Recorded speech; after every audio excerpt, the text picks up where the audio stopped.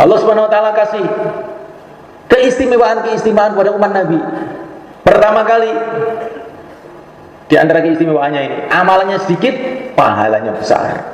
Paling sedikit pahalanya umat ini sekali amal seperti 10 kali amal. Man jaa bil hasanati falahu asyru amthaliha. Sekali amal seperti 10 kali amal. Umat dulu 10 kali sholat, umat ini 1 kali sholat, pahalanya sama. Tapi yang mulia Nabi Agung sallallahu alaihi wasallam usul, Allahumma zid li ummati, Allahumma zid li ummati, ya Allah tambahi lagi umatku, tambahi lagi umatku. Nah, dikasih tambahan 70 kali ganda. Sudah dikasih 70 kali ganda, masih doa lagi. Allahumma zid li ummati, Allahumma zid li ummati, tambahilah lagi 700 kali ganda. Doa lagi, ya Allah tambahilah umatku, 700.000 kali ganda. Allahumma zid li ummati, ya Allah tambahilah lagi umatku. Nabi itu Masya Allah kepada umatnya sayangnya. Innama yuwaffas sabiruna ajrahum bighairi hisab. Orang yang sabar di kalangan umatmu tak kasih pahala tanpa hisab. Nggak ada yang bisa ngitung. Wes, titik. Innal hamdalillah nasta'inuhu wa nastaghfiruhu wa nu'minu bihi wa natawakkalu alayhi wa na'udzu bihi min shururi anfusina wa min sayyiati a'malina. Man yahdihillahu fala mudilla lahu wa man yudlil fala hadiya lahu. Asyhadu an la ilaha illallah wahdahu la syarika lahu wa asyhadu anna sayyidana wa maulana Muhammadan abduhu wa rasuluh. Allahumma salli wa sallim wa barik alaihi wa ala alihi wa ashabihi wa tabi'ina lahum ila yaumil qiyamah, amma ba'd. Hadirin dimuliakan, kita bersyukur kehadirat Allah Subhanahu wa taala. Allah telah tolong kita untuk bersujud, rukuk, berdiri di hadapan Allah dengan sholat maghrib berjamaah, 2 rakaat sholat sunnah lebih mahal daripada dunia dengan segala isinya. Sholat fardu lebih baik daripada beribu-ribu sholat sunnah.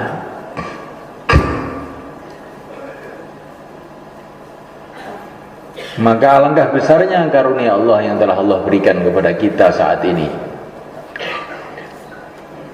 menghadap kepada Allah. As-salatu mi'rajul mu'minin. Salat itu adalah mi'raj, menghadap langsung kepada Allah bagi orang-orang yang beriman. Seumpama kita tahu rahasia yang dikandung di dalam sholat, pahala apa yang Allah akan berikan kepada orang yang sholatnya diterima, tentu kita akan sangat-sangat bergembira, sangat-sangat senang dengan sholat itu, melebihi kalau kita dikasih gunung-gunung emas. Kemudian malaikat Allah Subhanahu wa taala telah tolong kepada kita semua sehingga kita duduk sama-sama semata-mata hanya karena Allah. Wajabat mahabbati lil mutahabbina fillah. Kata Nabi, Allah berfirman, pasti aku, Allah Subhanahu wa taala, pasti Allah Subhanahu wa taala akan mencintai orang-orang yang saling mencintai karena Allah. Pasti Allah akan mencintai orang yang berkumpul duduk karena Allah. Pasti Allah akan mencintai orang yang saling berziarah, saling kunjung mengunjungi karena Allah.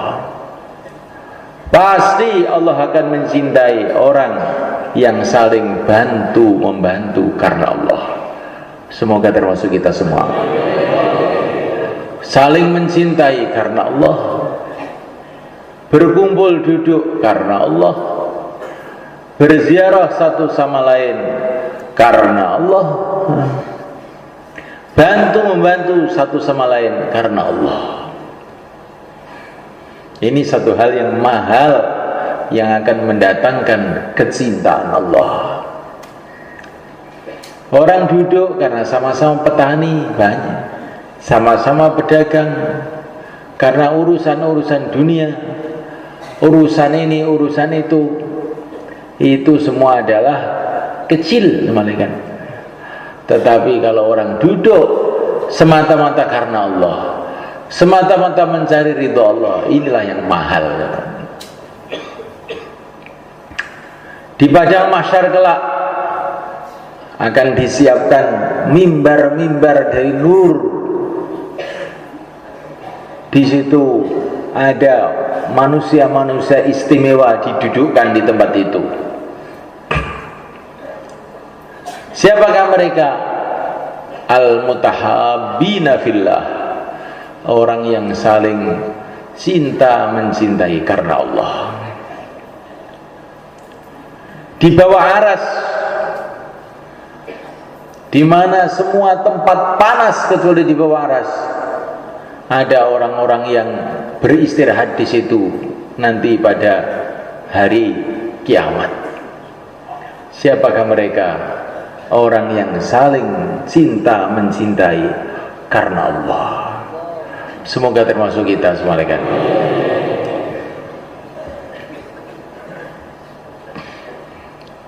Hadirin muliakan Allah Subhanahu wa taala.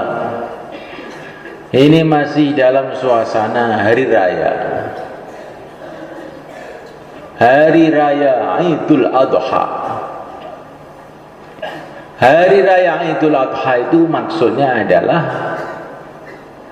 syukuran, kita menampakkan syukur kita kehadirat Allah karena kita dijadikan oleh Allah sebagai umatnya Nabi Agung Muhammad sallallahu alaihi wasallam. Inna a'tayna kal kautsar. Hai Muhammad, firman Allah ini, aku telah memberi engkau perkara yang sangat banyak. Kautsar itu dari kata-kata kathir. Ini kalau di dalam bahasa Arab, kautsar dengan mengikuti wazan fa'al, maknanya perkara yang sangat banyak. Hai Muhammad, aku telah memberi engkau perkara yang sangat banyak, karunia yang sangat banyak. Fasholli li rabbika wanhar, maka sholatlah untuk Tuhan engkau. Wanhar, sembelihlah kurban. Jadi sholat Idul Adha dan penyembelihan kurban ini maksudnya adalah syukuran,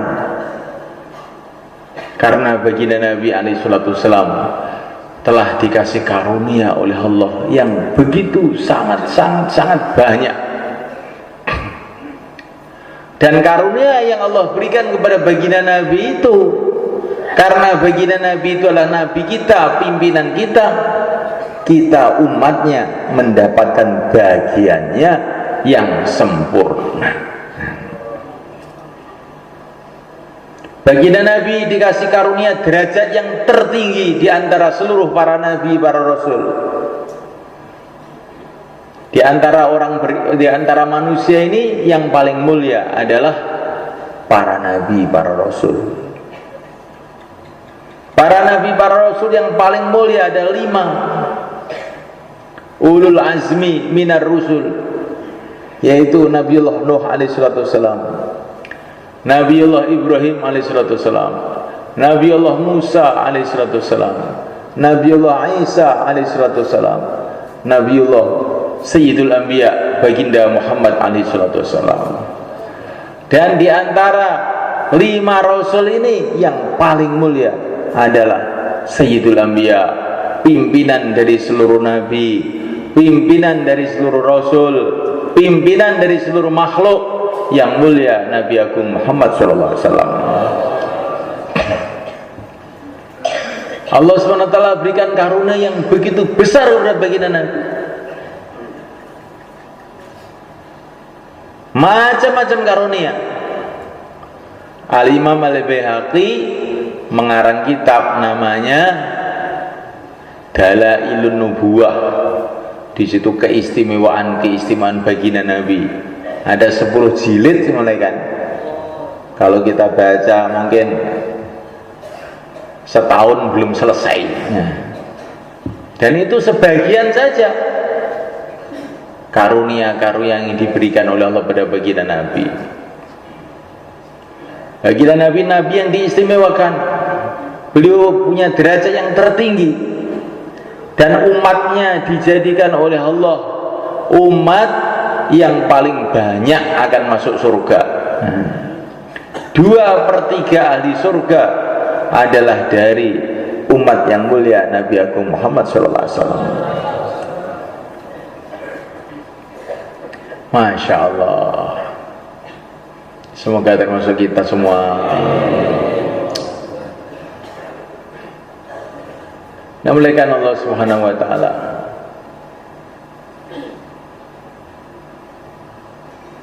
Allah Subhanahu wa taala memberikan karunia banyak sekali. Umat-umat yang dulu, umatnya Nabi Musa, umatnya Nabi Isa, itu begitu nabinya wafat, terus merosot, akhirnya sesat bareng-bareng. Total. Sesat bareng total. Tapi Allah jamin umatnya yang mulia Nabi Agung Muhammad SAW tidak akan bareng-bareng sesat. Tidak. Ada yang sesat, tapi tidak akan semua. Umatnya Nabi Musa sesat bareng, sampai ke tingkatan kitabnya yaitu Taurat dirubah-rubah. Isinya itu sama sekali bukan ajaran Nabi Musa lagi. Lebih pantas dikatakan cerita wayang daripada kitab suci Taurat itu. Kitab Taurat itu ceritanya lucu-lucu semuanya kan. Masa Gusti Allah gelut karo Nabi Ibrahim. Ya. Iki kok rumasan iki kaya cangon ning trangkil lho. Di kitabnya itu jadi rubah-rubah sehingga tangan-tangan kotor, tangan-tangan jahil itu telah masuk, sehingga kitab Taurat sudah tidak ada yang asli lagi. Sesat bareng-bareng itu Bani Israel. Begitu juga umatnya Nabi Isa sesat bareng-bareng, sampai nabinya dijadikan Tuhan, manusia diangkat jadi Tuhan. Kan yang hebat itu yang ngangkat tuh sebenarnya, bukan yang diangkat tuh. Ya manusia kok diangkat jadi Tuhan tuh, yang ngangkat tuh kok iram temen nih kok. Disembahkan Allah Subhanahu wa taala. Tapi umat yang mulia Nabi Agung Muhammad sallallahu alaihi wasallam dijamin la tajtami ummati ala dhalalah, tidak akan sesat bareng-bareng.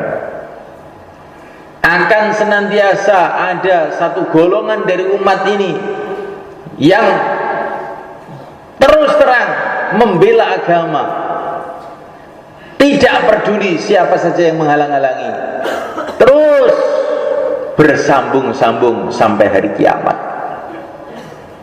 Semoga termasuk kita dan anak cucu kita.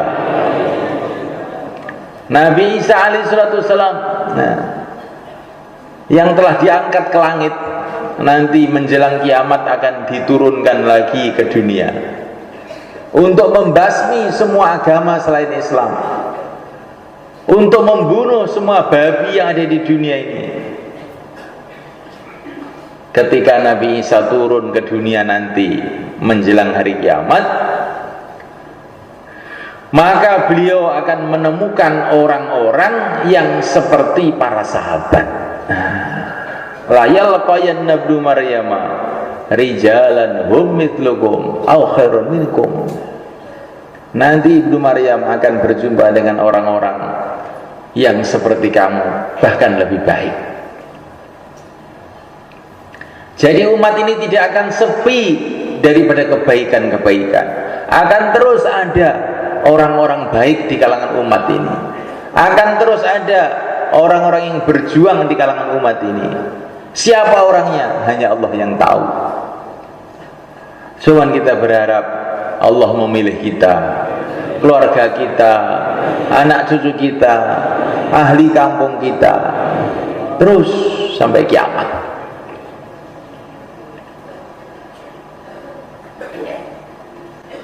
Allah Subhanahu wa taala kasih keistimewaan pada umat Nabi. Pertama kali di antara keistimewaannya ini, amalannya sedikit, pahalanya besar.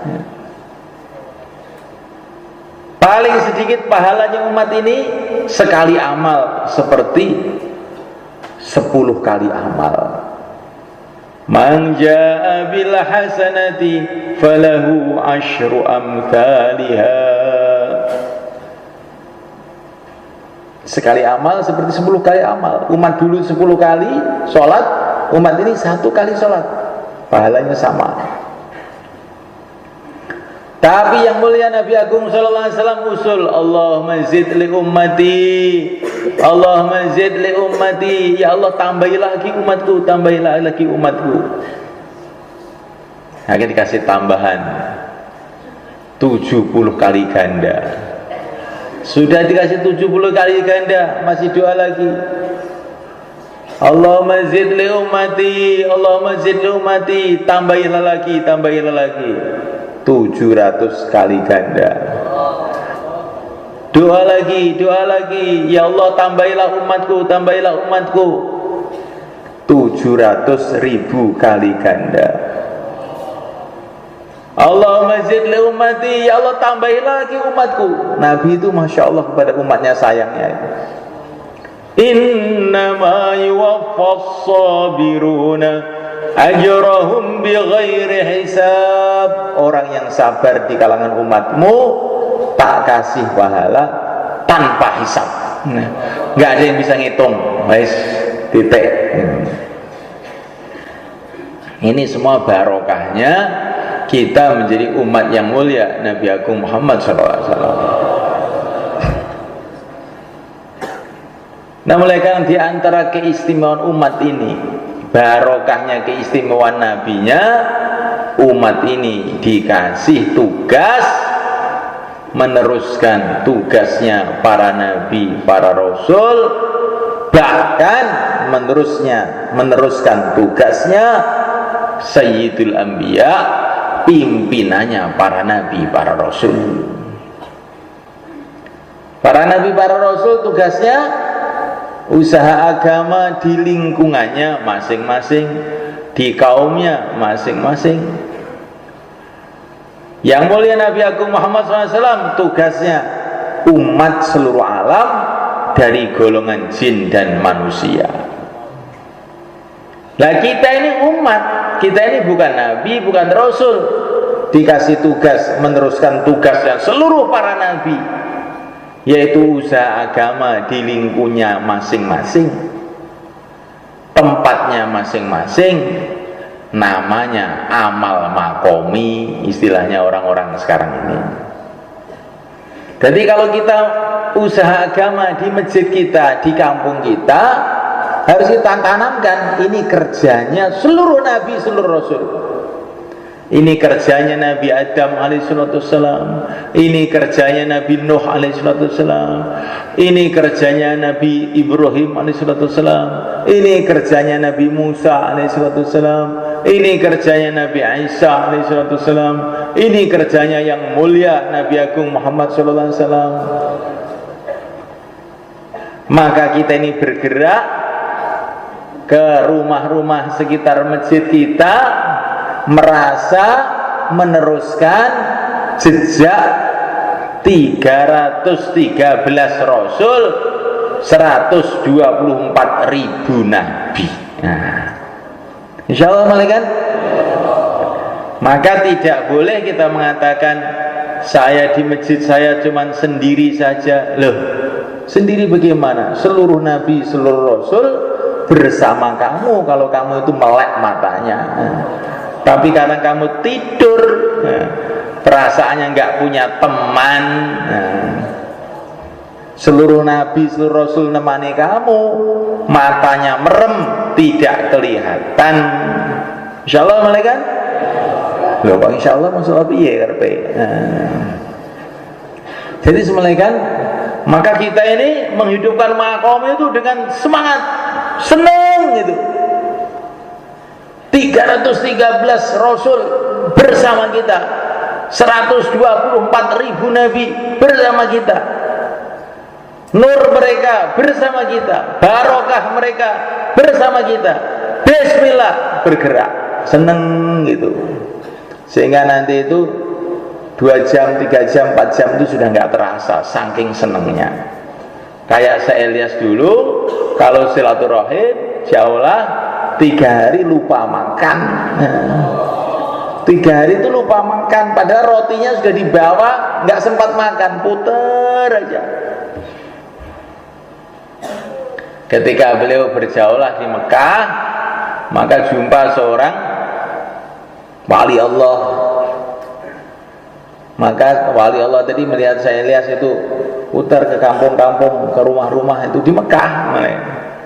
Maka beliau mengatakan, Syekh Ilyas, kalau kamu tahu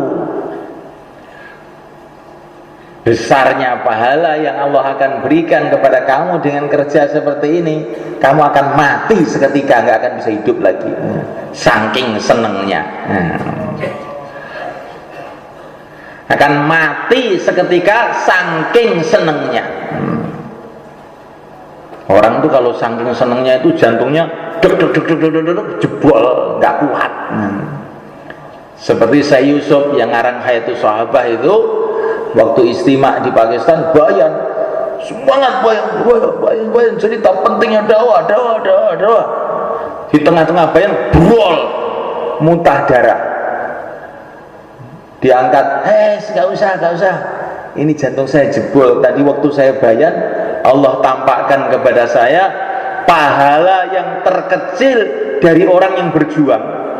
Gak kuat dada saya, saking senengnya ini sudah jebol. Gak usah dibawa ke rumah sakit, jebol, gak kuat. Pahala yang terkecil. Nah, kalau yang pahala yang terbesar bagaimana? Bukan hanya jantungnya yang jebol. Jadi semulaikan Allah Ta'ala, Allah. Tapi di samping itu juga kita harus memikirkan bagaimana kita ini umatnya yang mulia Nabi Agung Muhammad SAW. Jangan memikirkan lingkungannya saja, memikirkan seluruh alam. Ini merupakan ciri khas yang mulia Nabi Agung Muhammad SAW. Tidak ada nabi yang diutus seluruh alam, itu tidak ada selain baginda Muhammad SAW. Tidak ada umat yang disuruh seluruh alam, tidak ada kecuali umat baginda Muhammad SAW. Caranya bagaimana? Ternyata kerja seluruh alam itu mudah. Tiap hari silaturahim 2,5 jam di sekitar masjid kita. Cerita pentingnya agama ini penting betul. Kita ini sekarang paham makanan penting, minuman penting, rumah penting, sawah penting, duit penting, ya wis sementara kena. Tetapi sesungguhnya tidak perkara yang lebih penting, lebih hebat, melebihi agama. Karena agama ini urusan kita dengan Allah. Agama ini urusan akhirat yang selama-lamanya. Terus kita bicarakan.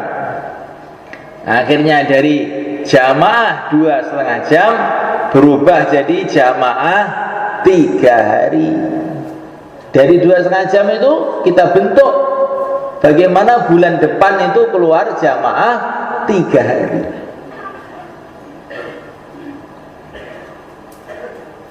Dunia penting, Pak, tapi akhirat lebih penting lagi. Dunia akan kita tinggalkan Pak, akhirat akan datang. Kita bicarakan terus menerus tiap hari. Akhirnya teman-teman kita ada kesiapan untuk keluar 3 hari bulan depan, insya Allah mereka. Kita pikirkan hari-hari, kita doa hari-hari, ya Allah bukalah hati saya, bukalah hati umat ini, bukalah hati teman-teman saya, bukalah hati tetangga-tetangga saya, bahwa agama ini penting, usaha agama ini penting, bahwa akhirat ini penting, usaha akhirat penting. Nanti kalau sudah dibuka belak, Masya Allah, usaha dunia ini ternyata usaha kecil saja sebenarnya. Usaha dunia yang tampaknya gede, usaha negara, usaha internasional, usaha apa? Usaha kecil.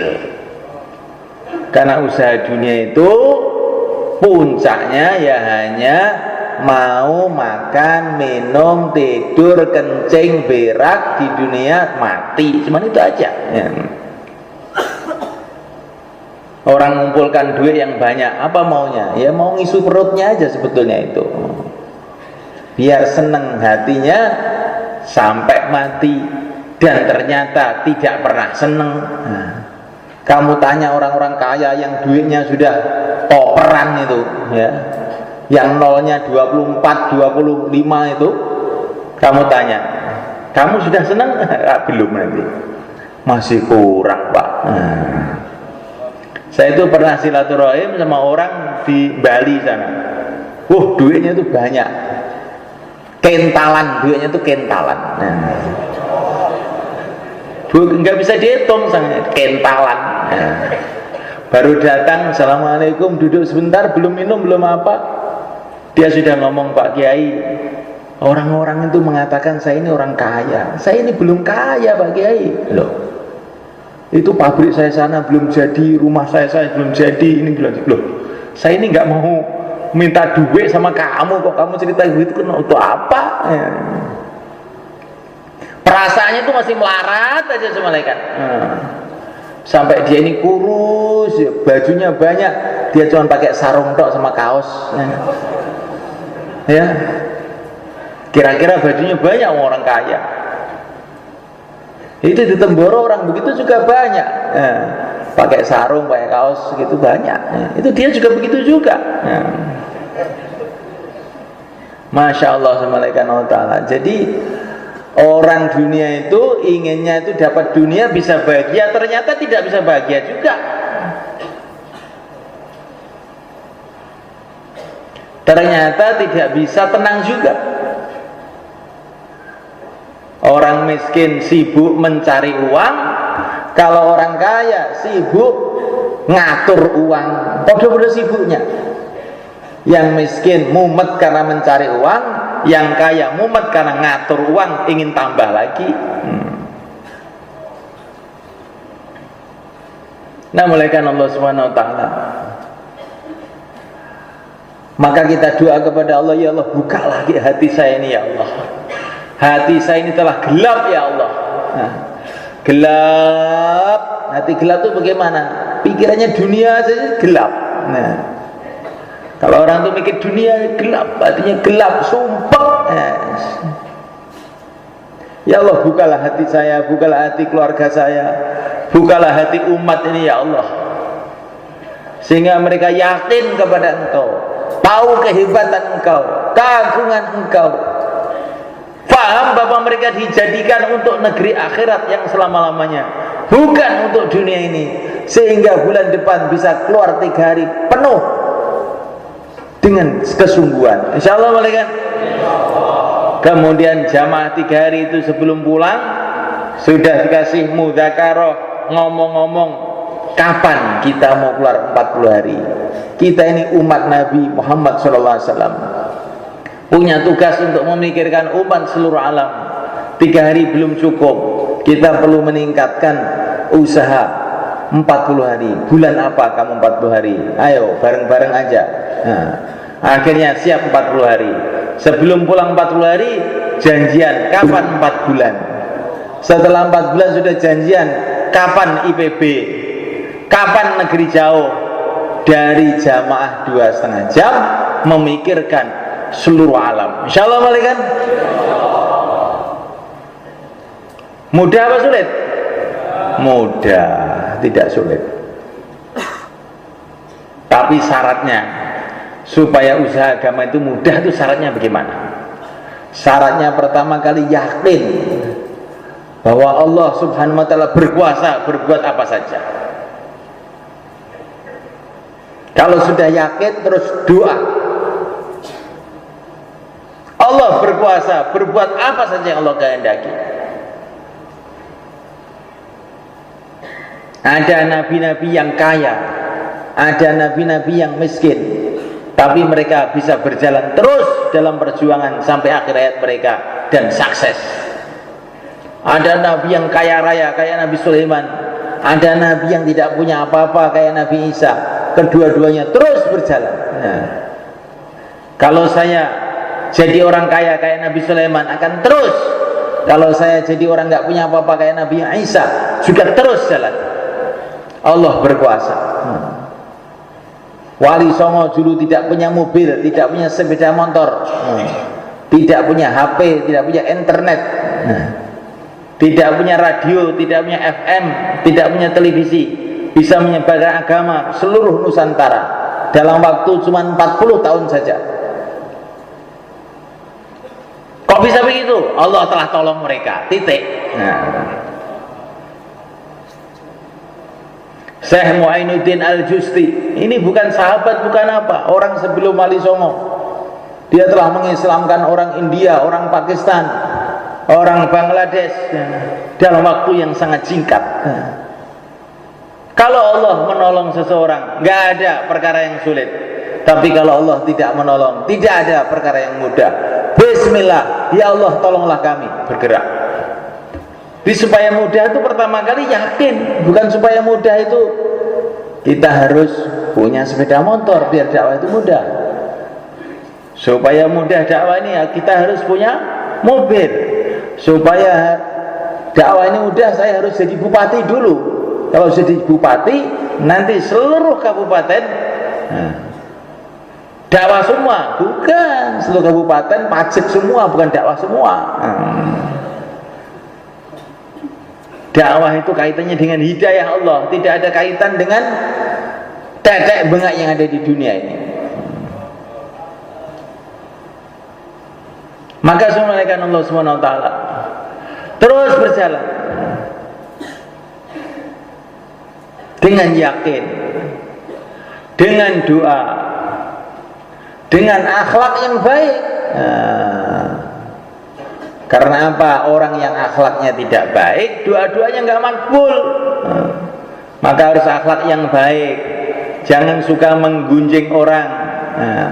Lemah lembut. Fabima rahmatin minallahi linta lahum walau kunta faddan ghalidhal qalbi lang faddu min hawlik fa'fu anhum wastaghfir lahum wasyawirhum fil amr. Ini arahan Allah Subhanahu wa taala kepada nabinya di dalam mengerjakan dakwah. Apa itu? Fabima rahmatin minallahi linta lahum. Lembut. Dakwah itu harus lembut. Tidak ada kekasaran dalam dakwah. Lembut, kelembutan. Dengan rahmat Allah, hai Muhammad, kamu bisa lembut. Walau kunta faddan ghalidhal qalbi lang faddu min haulik.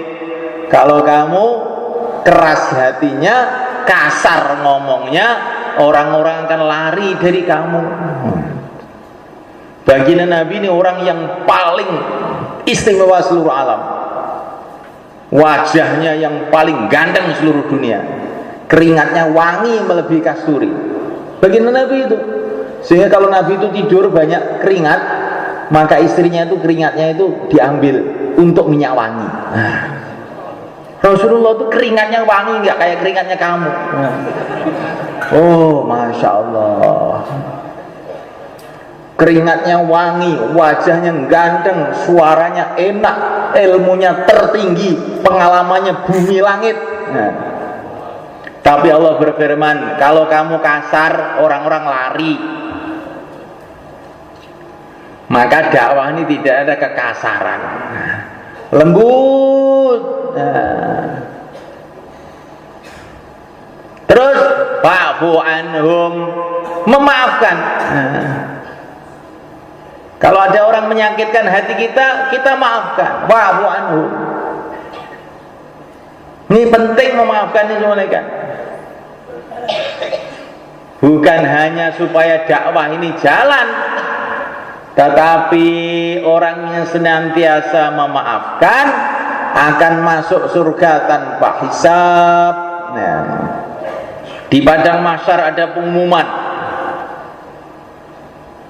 Sebelum ada hisab, sebelum orang ditanya amal-amalnya, ada pengumuman khusus. Hendaklah berdiri orang-orang yang dapat hadiah istimewa dari Allah, yaitu orang-orang yang senantiasa memaafkan manusia. Silahkan berdiri masuk ke surga tanpa hisab. Geruduk. Ternyata tidak banyak orangnya. Seperti nanti kalau ditasil ya palingnya sedikit gitu. Nah, di padang mahsyar seperti itu. Ketika ada iklan yang biasa memaafkan manusia, silakan berdiri masuk surga tanpa hisab. Ternyata tidak banyak. Masuk sana. Nah. Ada pengumuman lagi. Silakan berdiri ke surga orang-orang yang dapat hadiah istimewa dari Allah, yaitu orang-orang yang senantiasa bangun tahajud ketika orang-orang pada tidur. Silakan berdiri. Lingu, aku temburu terus ya.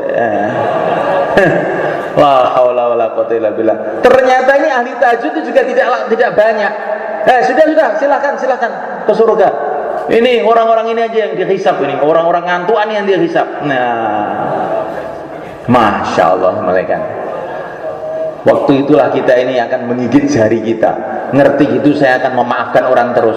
Ngerti gitu saya akan tahajud terus. Wah, wes kelewat ini gimana ini?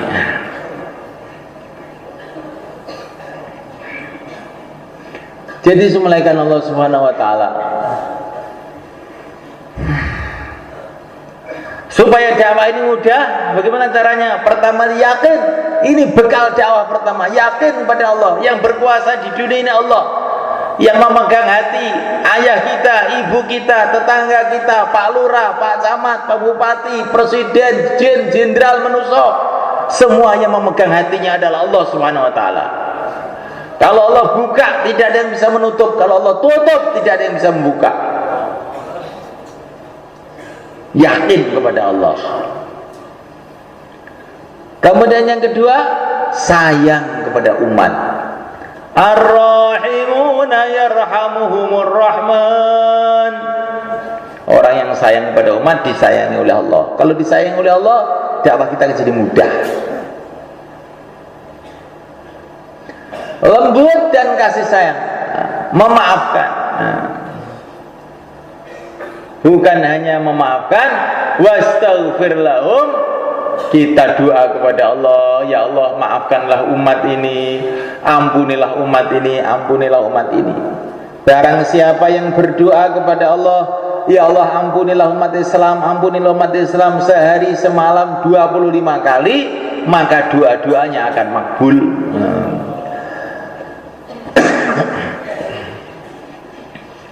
Dan supaya dakwah ini mudah semuanya kan, kalau senantiasa kita memandang akhirat. Pandang akhirat. Kalau kita mandang dunia ini, mau keluar jauh lah, nggak ada temen Pak, lemah, jadi gak kuat. Mau taklim, nggak ada temennya, lemah. Tapi kalau kita mandang akhirat, taklim, Barang siapa dalam satu hadis, barang siapa pergi ke masjid untuk menghidupkan taklim, maka pahalanya seperti haji dan umroh yang sempurna. Dan haji yang umroh yang sempurna tidak ada pahala bagi dia kecuali surga. Maka walaupun gak ada orang, gak apa-apa. Bismillahirrahmanirrahim. Insyaallah kan? Pandang negeri akhirat.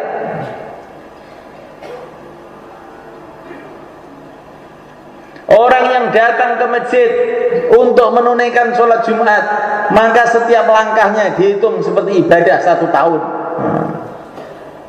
Maka walaupun jauh masjidnya, kita berjalan. Lah dakwah ini bukan untuk pergi Jumatan saja, tapi dakwah ini adalah untuk mengajak seluruh umat Islam untuk Jumatan semuanya.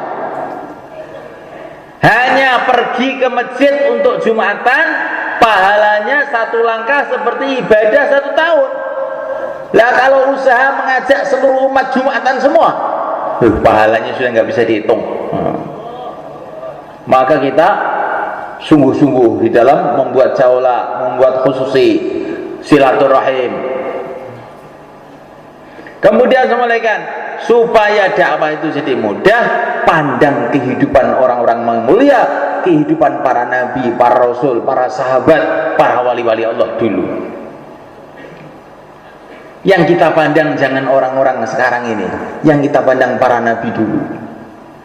Bagaimana para nabi dulu siang malam telah berjuang untuk agama, akhirnya mereka dicintai oleh Allah, dimuliakan oleh Allah, ditolong oleh Allah, dijaga oleh Allah, dimenangkan oleh Allah, disukseskan oleh Allah. Begitu juga para sahabat, begitu juga para wali-wali Allah. Di mana-mana tempat di seluruh dunia, ketika mereka bersungguh-sungguh di dalam mengamalkan agama, memperjuangkan agama, akhirnya mereka menjadi orang-orang yang mulia di dunia ini sebelum akhirat. Maka dengan memandang kehidupan orang-orang yang mulia itu, kita ini jadi mudah. Tapi kalau pikir kita ini takaza markas, ini belum selesai sudah ada takaza halaqah, takaza, apalagi sumpah dengan takaza-takaza. Itu kok tugas lagi? Takaza itu tugas maksudnya. Ini bahasanya orang India itu. Takaza, tugas maka dari markas. Ini bukan tugas dari Rasulullah SAW, tugas dari Allah, mikirkan agama. Kamu ini hamba Allah, bukan hamba markas, bukan hamba manusia, hamba Allah. Ini tugas dari Allah, ngamalkan agama, mikirkan agama. Siap? Bismillah. Siap. Tapi kalau yang kita pikirkan tuh orang-orang, aku gak siap nih, aku gong siap, bola-balik gong siapa ya? Mergo rumangsane sing ngongkon ki wong kuwi lho marai. Ya agama iki sing ngongkon dudu wong iki, sing gawe wong. Insyaallah malaikat. Ini agama, ini urusan saya sendiri. Kalau kita mengeluarkan uang 50.000 sedekah sama tetangga-tetangga, mungkin mau. Kalau 50 juta sedekah mau nggak kira-kira? Kelihatannya jarang yang mau. Ada juga yang mau, ada, tapi sedikit. Kalau 100 juta nggak mau. 1 miliar sedekah, ada juga yang mau dikit. Biasanya ya 100 rupiah, letek gitu kalau sedekah. Tapi kalau untuk keperluan sendiri, bikin rumah sendiri 100 juta masih kurang nih, 200 juta masih kurang. Kalau untuk bikin rumah sendiri, agama ini untuk kepentingan kamu sendiri, untuk bikin rumah sendiri di surga Allah SWT. Maka berapa saja siap, insyaallah kan. Kalau kita ini disuruh kerja bakti di rumahnya orang atau di kampung, ya kita ini berat. Tapi kalau kita ini mencangkul di sawahnya sendiri, walaupun bertahun-tahun, ya siap saja sawahnya sendiri. Lah agama ini sawah kamu sendiri, untuk akhirat kamu sendiri, maka walaupun macul berbulan-bulan, bertahun-tahun untuk agama juga nggak apa-apa. Insya Allah kan? Jadi jangan ada pikiran agama ini kepentingannya orang, agama ini kepentingan saya. Yang butuh akhirat itu bukan hanya para nabi, para rasul, saya pun akan ke akhirat juga. Yang perlu akhirat itu bukan para wali-wali saja, saya juga akan ke akhirat juga. Saya ingin surga juga, saya ingin mati juga. Sebentar lagi saya akan mati. Kenapa saya tidak habis-habisan untuk membangun akhirat saya sendiri? Kamu kepentingan aku dewe kok itu. Insya Allah mulai kan? Sudah jelas berarti ya.